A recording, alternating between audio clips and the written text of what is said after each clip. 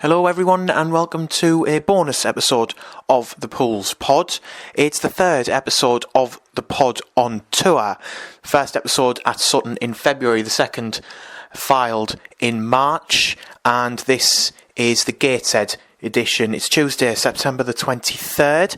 We're about 2.5 hours from kick-off, just getting ready to leave the house now to travel up north, and after a disheartening defeat at Aldershot, I think it's fair to say, where the feeling was amongst the club, well, certainly speaking to Simon Grayson afterwards, he was a bit confused, shall we say, about how we didn't score past Marcus Dewhurst on Saturday. He was given man of the match for good reason. He made several saves. He was included in the National League Team of the Week as well for the saves that he made against Pools. I just think it was one of those games, personally. I think it's one of those games where it just was never going to go in for us. I turned to Dom in the press box next to me and mentioned the fact that it just looked as though it was going to be one of those games where we couldn't put it in the back of the net. The keeper had one of those games, and I think Alex Reid, probably the guilty party more than anyone else. He had several chances to score and wasn't able to take any of them. And at the other end, Aldershot, with their goal, it was a heavily deflected strike. It was a decent strike, but it was heavily deflected over Harvey Cartwright. And the Pools keeper didn't really have too much else to do. So it may just be put down to one of those days. I think the previous 5 winless games have tainted it as well, because it is now winless in 6. And unfortunately, the longer it goes on, the more that the fans will show apathy towards the side, as we've seen in previous seasons, particularly last season. I think, it needs to be snapped at some point, and there is no better place to start than tonight against Gateshead. Having conceded 25 goals so far this season, they are the team that have conceded the most in the entire National League. We didn't take advantage of the fact that Aldershot were third on that list on Saturday. It is high time that we take advantage and fill our boots tonight. I think I've said in previous campaigns that it feels like it'll click at some point and a team will get a hiding off Hartlepool United. Fingers crossed it will be tonight. I'll be in the away end. And fingers crossed for a better performance tonight, despite the injuries, despite the form going into a Gateshead aren't in the best form either. They are winless in 5 as well. So we'll have to wait and see. Well, we are here at the Gateshead International Stadium. Fairly decent drive up through Hordham, through Blackhall. As Google Maps told me, there was quite a bit of congestion on the A179. Relatively uneventful. Big car park out the back. I forgot about that from my last time here, which was quite a few years ago now. And no charge to park in the car park as well, which is, a welcome treat these days. It's very rare you get to park at a club stadium and you don't have to pay for parking, so that's always good. Team news to come. Hot dog and a programme in the stadium. Programme £3. Just flicked through it. I haven't yet read through it properly, but seems like a decent enough programme. And the hot dog was a lot cheaper than the one at Aldershot. Didn't get one at Aldershot because it was £7.50, which, you'd expect a Michelin star grade hot dog for that, especially given that it was in a burger van outside the back of the press box. But £3 here, pretty good. And so far, it's not the coldest I've ever seen or ever felt at a football ground. I'm sure that'll change as we get closer to kick-off and beyond. But it's not too bad at the moment. We've got keepers from both sides out doing a few pre-warm-ups, if you like. There's not too much else going on at the moment. The team news has just been announced as well. Cartwright in goal, J. Ben at right wing-back, you would imagine. Got Maxime Quorgan, Cameron John, and Basar Topolai. It's a strange lineup. Francis starts, which is good, given he limped off on Saturday. It looks like he may be up top with Alex Reid. I'm doing this in real time. It's the first time I've seen this, to be fair, so bear with me. Potentially it could be a back 4. It's a strange one, actually. It could be a back 4. I'm not entirely sure. Brad Walker keeps his place. Matty Daly is still there, as is Nathan Sherrin. Jamie Miley's still on the bench, which could be a bit controversial with the fans. I think it's he's been quite harshly treated to be on the bench for this long, quite frankly. I think he should be starting. But all in all, it's a big boost, I would say, to have Jermaine Francis starting. He looked in pain on Saturday. Since that impact challenge, he wasn't moving freely at all. Eventually he did have to come off, and he was holding ice to his upper thigh when he left the field at full time. So it's good to see him starting, and hopefully he can make an impact today. I'll be interested to see if Nathan Ferguson comes on. I think he could be the energy, the injection of energy that we need in midfield. Certainly from his time at Maidenhead, a lot of Maidenhead supporters have said that in the past on social media. I don't know, to be fair. He could play Ben as a third centre-back, but I think that would be a waste. It looks more like a back four. You would think that it'd be Ben, Quogan, John and Topolai as the back four, and then it's probably up for debate. Francis and Charman as wingers potentially, alongside Alex Reid, and then you've got Matty Daly as the 10 and Brad Walker and Nathan Sherrin anchoring that midfield as a double pivot. I'm sure we'll have to wait and see. It's 4 minutes to 7, so we've got just over 45 minutes left to kick off. Still no sign of the teams, other than the two sets of goalkeepers. Bulls all in orange tonight, in their orange changed kit, in the blue and white on Saturday. Hopefully away kit brings better luck than on Saturday. Important to note as well, Gateshead got a couple of ex-Pools players in the side, one being Kenton Richardson, came through the Pools academy here as well, and of course David Ferguson, who left under a bit of a cloud over the summer, yet to return to the Vic. Of course, we're playing Gateshead in the second half of the year at home. We said on social media that he didn't want to leave.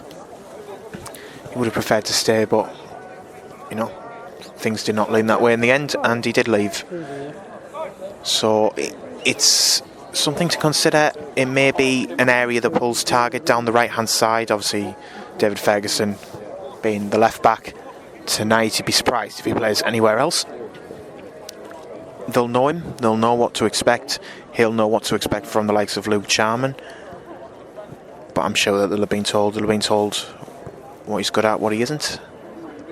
He'll probably try and show the defenders on the outside, but he was very susceptible to pace last season, as we saw multiple times. So that could be a way in if we can exploit that weakness. Stand filling up quite nicely now. As far as I can tell, having looked a lot online, it's not the easiest statistic to find in terms of our head-to-head record with Gateshead. It's broken up into quite a few different sections there, but it looks like the last game that we won away at Gateshead, not including friendlies, just in competitive fixtures, was on April the 19th, 1954, was a 3-1 win for Pulls.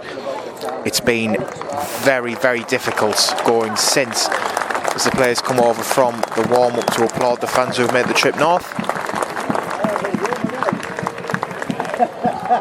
Nice touch there. We are 15 minutes away from kick-off. Looks as though the players are now going back down the tunnel to complete their preparations for the game. Well, the closer that we're getting to kick-off, I'm unsure. Quite frankly, I think we could quite easily get the 3 points tonight. We could quite easily chalk again, as we have done the last few games where we haven't been able to convert our chances, but we'll have to wait and find out. There's a half decent chance here that we're going to outnumber the Gateshead fans. There aren't many in the stand across from us. Of course, the stands behind the two goals aren't open. It does look as though at the moment we could potentially outnumber the home fans, so we'll have to see how that develops in the next 15 minutes or so. Oh no, we've got 12 minutes to kick off. Also worth noting the last meeting between the two Pulls 3-2 winners on Easter Monday at the Vic. Of the 3 goal scorers for Pulls, there's only one that remains at the club, and that is Luke Charman, who scored the opener on that Easter Monday as well. The other two goal scorers being Reyes Cleary and Manny Desirua. 3-1 up on the day. It was 2-0 at half-time. Gateshead got a 90th minute goal to make it a bit interesting going into stoppage time, but we did manage to hold on for the 3 points. More of that today, please, lad.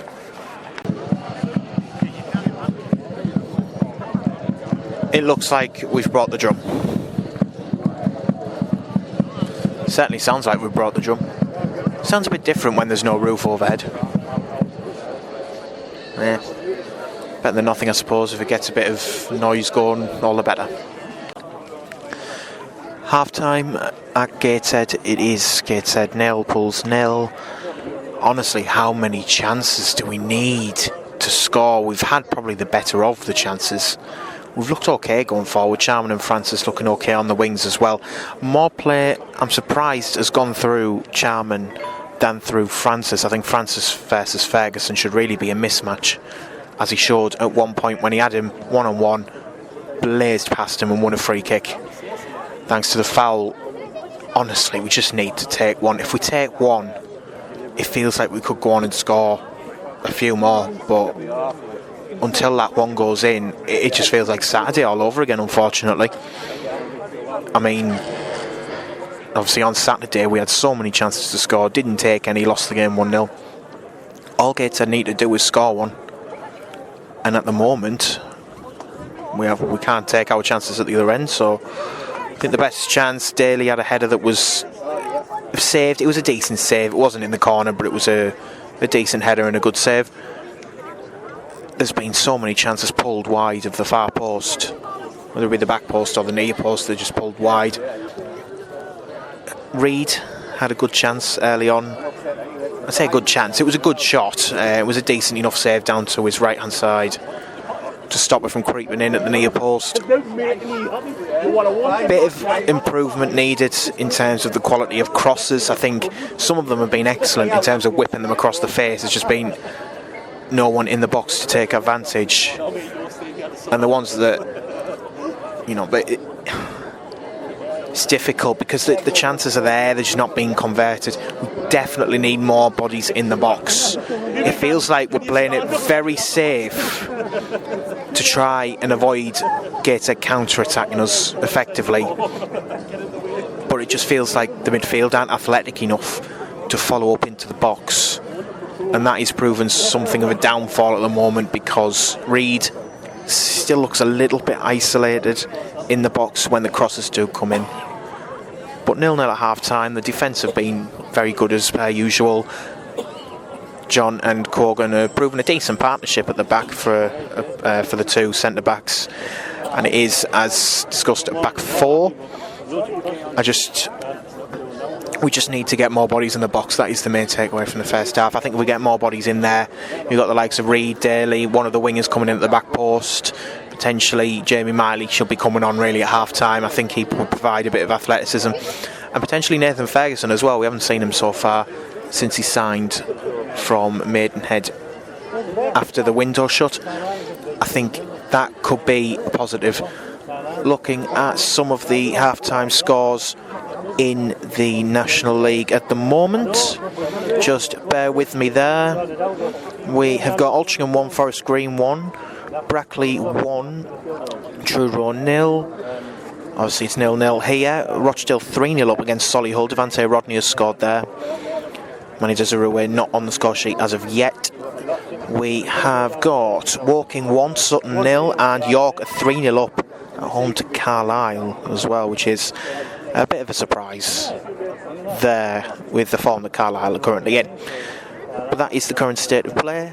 Hopefully the second half brings more chances and more taken chances this time. Full time at Gateshead. It is Gateshead 0, Hartlepool United 1. Bassard Topoloy with the winner. I can't remember what minute it was. It was about 76th minute, I think, something like that. Either way, it was a decent strike of the ball from about 20 yards. Keeper probably should have saved it, but we will absolutely take that. Honestly, it's a game that we really should have won. I think if we hadn't have won that game, it had been another case of 2 points dropped. There was a lot of chances throughout the game. There was a lot of chances in the second half as well. there was a moment just before Masat Topalai scored that I think it was Cameron John and then Alex Reid. John had a shot, he was through at the back post, one-on-one with the keeper. The keeper deflected it onto the crossbar, and then Alex Reid, it looked as though all he had to do was tap it in, but managed to miss the target. I think it was deflected out for a corner.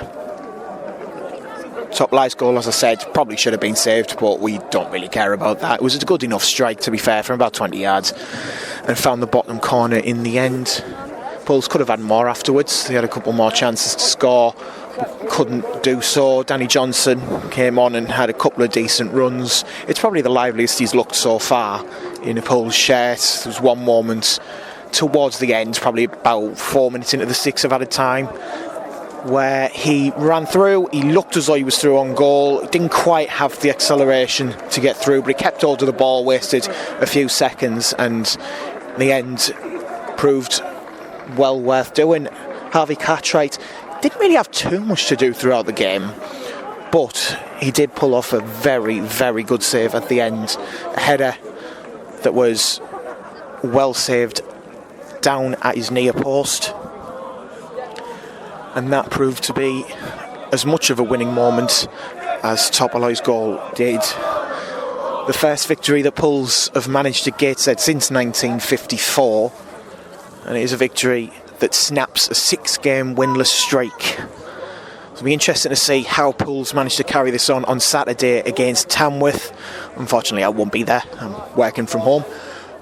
But it's a big victory in the context of the season. We couldn't afford to keep that the winless run going.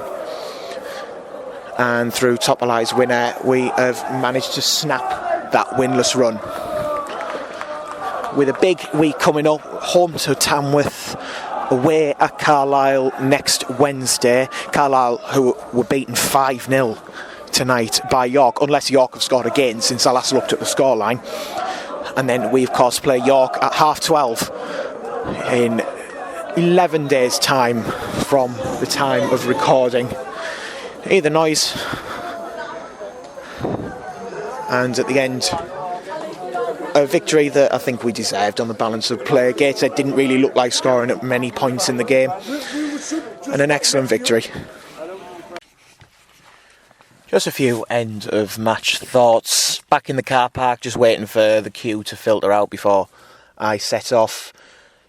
There was a nice moment in the second half after we went in front where David Ferguson was subbed off by Gateshead. He came off on the nearest side, and it was the side where the Pulse fans were. He walked around the edge of the pitch, as you do when you get subbed off, you come off at the nearest side, and received a very warm ovation from the Pulse fans on our side, and David Ferguson returned the favour to the fans as well. As mentioned before, he did make it clear that he didn't really want to leave the club. He thought that he would retire at the club, in fact. But of course it didn't work out that way. He's gone to Gateshead, and the goal came down our left-hand side, not our right-hand side, so he's turned in a decent enough performance, other than the one time where Francis burned him for pace and he managed to get away and had to bring him down. He performed okay. He was decent enough. I think overall it was a deserved victory. I think it felt like Saturday at times where we were creating so many chances but couldn't quite find that finishing touch in the box to put them in. There was a heavy irony as well after we went in front that Simon Grayson went with 2 up top after we'd already scored the opening goal, which was slightly bizarre. Danny Johnson probably putting his best shift in a Pulse shirt so far. He was very lively when he came on. Didn't get his goal, unfortunately. We did have some good moments, drove forward with the ball, looked to stretch the defence and kept the ball quite well towards the end when we were ticking towards stoppage time and beyond. Again, the defence, it's something to build on, the defence. If we have a solid defence, it is something to build on. I think we've just got to remember at times, defences, a solid defence and not conceding will make sure you don't lose the game. But I think we've just got to keep in our minds that whilst that may be true, goals will win you the game as well. Because if you don't score, then we won't win the game. It's quite simple. it's something to work on. I think Tamworth on Saturday is a big one. I think if we beat Tamworth and we beat them comfortably, it doesn't have to be 6-0. 5-0's not too bad. 5-0's not too bad. 5-0 would be excellent. 2 or 3-0 would be sound. I don't mind that. Just need to build momentum now. Because going into next week when we play Carlisle away and York at home, they are 2 massive games which we need to be ready for. And if we can get a couple of goals this weekend against Tamworth to send us on our way, go in off the back of 2 victories, all the better. Hopefully that's what the lads have in store for us on Saturday. Thank you very much for listening. Hopefully it's been worth a listen. And fingers crossed we carry on the momentum going into Saturday.